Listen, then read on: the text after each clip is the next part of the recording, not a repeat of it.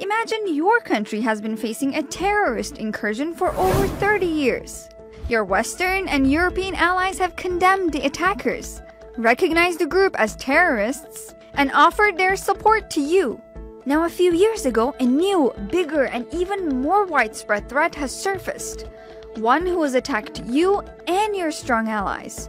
So, what does one of your best allies do?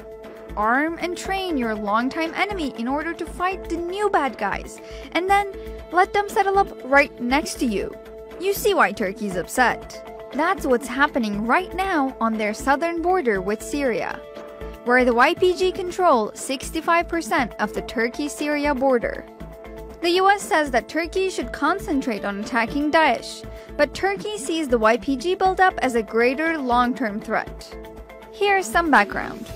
In order to fight Daesh, also known as ISIS, in Syria a few years ago, the US armed and trained a group of mostly Kurdish rebels going by YPG, who later changed their name to SDF. More on that in a second. The SDF moved into areas which Daesh had been controlling, and they decided to stay and hold up in cities like Afrin, Manbij, and others. Some areas previously controlled by Daesh are now swarming with SDF fighters. So, who is the SDF? They formerly called themselves the YPG, who the Turks would say equated to the PKK. You're dealing with a terrorist enemy of mine. How can you do that, ally? So we literally played back to them, hey, you got to change your brand. What do you want to call yourself besides the YPG? And with about a day's notice, they declared that they were the Syrian Democratic Forces. I thought it was a stroke of brilliance to put democracy in there somewhere. That's right. The SDF were told to rename themselves by the US. But why? Aren't they the military wing of the PYD?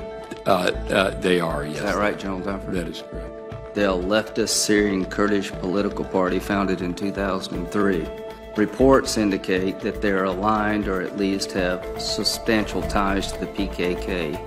Is that true?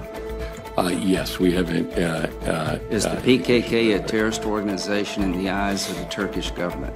The PKK is a terrorist organization not only in the eyes of the Turkish government, but in the eyes of the U.S. government as well, Senator.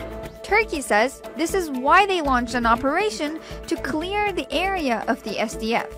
So, how would you feel about your allies arming your enemies, then asking you not to fight against them?